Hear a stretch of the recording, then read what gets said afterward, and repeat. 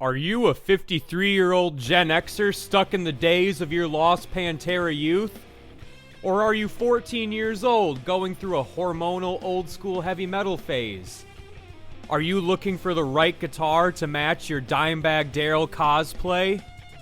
Look no further than the Dean ML. Much like the types of people who will be attracted to these guitars, the Dean ML seems to be quite polarizing in terms of how they are liked or hated.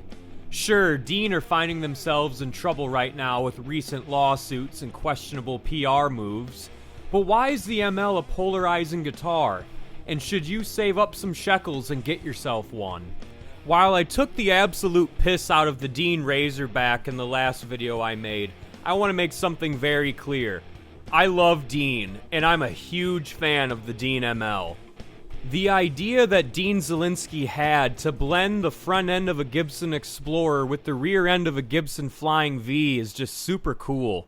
And yes, the headstock from a Gibson Futura as well. Dean guitars have seemed to master the art of being super derivative yet incredibly original at the exact same time. But without going too far into the details of Dean guitars as a whole, what is this ML actually like? Yeah, let me tell you. Oh, that blue burst just gets me erect every time I look at it. It makes me want to go to the bathroom, lock the door, and start sounding myself with a bobby pin. I don't know what it is, man. I just love Dean guitars with the blue burst finish. There's this picture on Google Images of this guy with like a blue burst ML, a blue burst V, and a blue burst Z. And man, when I saw that, I just fell in love with that color scheme.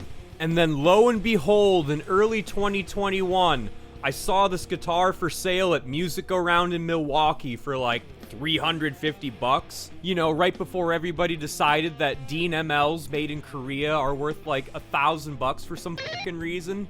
So yeah, once I saw this thing was for sale, I went and took my second COVID stimulus relief check and blew it on this guitar like a Rockford, Illinois alcoholic at a gas station slot machine. This guitar is brought to you by the US government and America's crippling inescapable national debt. Alright, let me see something here. Yeah, so I'm just looking at my notes. I have to talk about things I actually like about this guitar. 1 second. Oh, there it is. While this is usually a problem for me, the Dean ML's neck is really thick. Like Les Paul kind of profile, if you know what that's like. It took a little bit of time for me to actually get used to the neck profile on this thing, but man, once I put on some light gauge strings, because I'm a pussy, as well as getting this guitar all set up and ready to go, I just fell in love with it.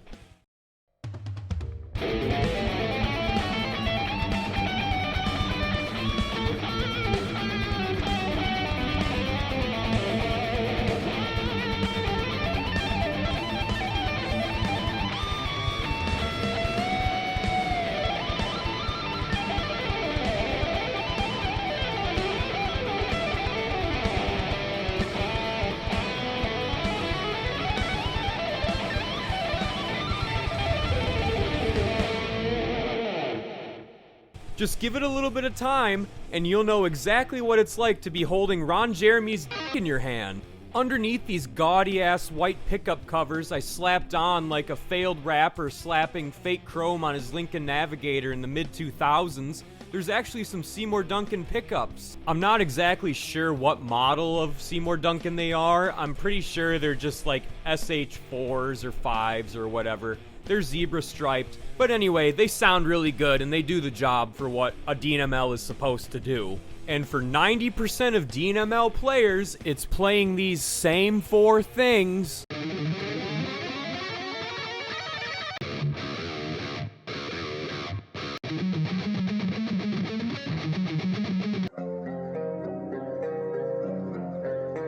Over and over again, with varying levels of precision and absolute ass-suckery. Alright, what else? Oh yeah, nice cream binding. I mean, that's a good touch. When when you buy a guitar for like $300 and you get some nice binding on there, I mean, that's a plus. And you got these big old fat block inlays and the typical three-way selector switch. You got Grover tuners and all that good stuff. Hey, this doesn't have a Floyd Rose. How am I supposed to imitate Dimebag? Well, to be honest with you, man, I'm actually quite a big fan of the hardtail. It's kind of convenient. You don't have to worry I about... bought this guitar so I can imitate Dimebag Darrell and learn all of his guitar licks and his riffs. How can I possibly do that if this doesn't have a Floyd Rose? Well, dude, Dimebag wasn't all about doing the big squeals and stuff with the Floyd Rose tremolo. I mean, he did some really cool scale runs. He had really good vibrato.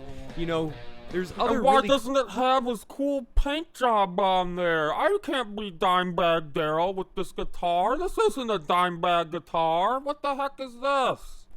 And this is my problem with the Dean ML. I am so sick and tired of this guitar being associated with just one person. Yes, I am a huge fan of Dimebag Darrell, but not all of these Dean MLs have to do with Dimebag Darrell.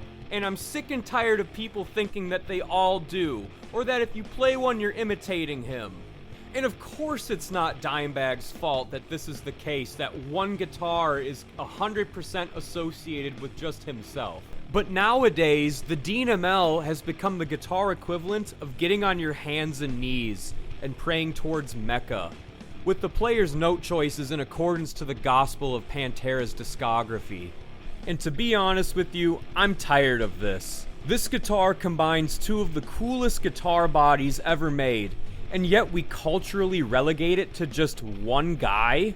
Imagine if every single Fender Stratocaster was associated with just Stevie Ray Vaughan. But if he was the only guy that ever played a Fender Strat, then that means it's a Stevie Ray Vaughan guitar. No, that's not true. If Fender made a replica of Stevie Ray Vaughan's guitar, then yes, that would be. But if you're playing a factory Strat with the factory paint and factory specs and you make it your own, then it's your guitar. And it's pretty cringe to play someone's signature guitar like that too. But I hate seeing how the Dean ML continues to get this treatment, and it seems like people are just okay with that too. It's like, oh, I bought this guitar so I can play Dimebag licks all day with it. Ugh. And don't even get me started with the Dean from Hell clones that people buy.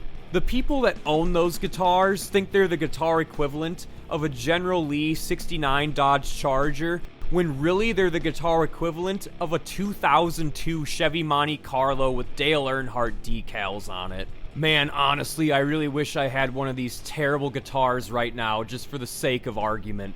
But the alluring appeal with a Dean ML, especially the Dime from Hell in particular, is that if you spend just a little bit of money, you get to pay for an aesthetic of somebody that got to achieve infinitely more than you could ever dream of, allowing the player to withdraw themselves from having to scrounge up the sacrificial energy needed to achieve those said dreams, while now being able to vicariously live through them in the experiences of playing a Dean from Hell guitar. If I'm being honest, a Dean from Hell replica just represents musical stagnation. Its mere existence declares, well, we've achieved peak music with one band and one guitarist, and we're done. We're just gonna put it in park for the next 35 to 40 plus years. Because now we're just gonna pick up and play a guitar that our favorite guitarist played while playing the exact same licks that he played, all the while complaining about newer bands not being innovative or exciting to listen to. The Dean from Hell just simply perpetuates this problem. It entices the player to sacrifice their creativity at the altar of consuming musical experiences that they never had anything to do with. The Dean from Hell, despite being built by a boomer and played by a Gen Xer, is the ultimate millennial consumer guitar. The very brilliant Chris Gabriel of the channel Meme Analysis made a video called "Why Are Millennials So Cringe?" He made a couple points where he said the millennials had the opportunity to drink from the cup of grunge, yet they chose to drink from the cup of Pokemon instead. As well as saying that the millennials have no culturally defining music as well for their generation. And I disagree with this point, actually, because there's at least 4 different defining styles of music that define the millennial. Number 1, stomp clap hey. Number 2, acapella covers. Number 3, remixes of remixes of remixes of remixes. Number 4, metal covers of pop songs. What in the fuck? And all the while, these consumer adjacent things are not being created, rather remolded. The fiddle that Nero played as musical creativity burned around him had a dime from hell paint scheme. To anybody out there that wants to play a Dean ML, you know, just a regular old-fashioned Dean ML, no dime bag paint, no nonsense, nothing. If someone wants to give you a hard time for that, Tell them to shove it up their ass. many people say that music is a religion, but oftentimes they forget that it's a polytheistic one. And I'm sick of the Dean ML just being a monotheistically associated guitar. We need more gods to rise up and wield the Dean ML as their Mjolnir. We need to Martin Luther ourselves into a Protestant Reformation against the Church of the Establishment Dean ML. Hashtag make Dean unassociated again. And I'm gonna be the first person to show the world that you actually can play something else other than Pantera on a Dean ML. Alright, so we're gonna disprove once and for all that a Dean ML is not just for playing Pantera. So let's just play some, I don't know, like some metalcore kind of riff.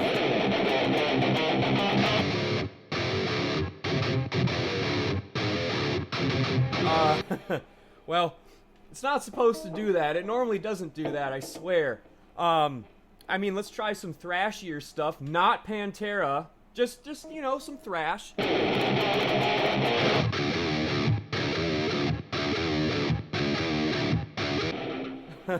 Well, okay, I don't know how to explain that. Well, maybe I can do some leads. No!